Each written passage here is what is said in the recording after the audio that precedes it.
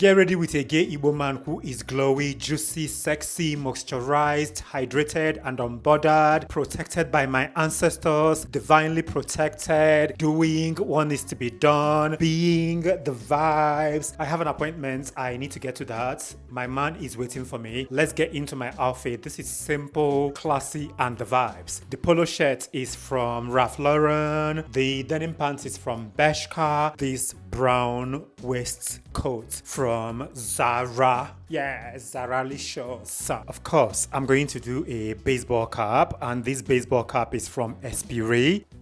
These oldie chunky trainers from Axel Arigato. I love a good jeans trouser, especially if they fit perfectly like this. So good. These 3 bracelets. My wristwatch from Tommy Hilfiger. Bibliothèque by Byredo and Creed Aventus. I love a bag. I really do. So is this tote bag from Longchamp.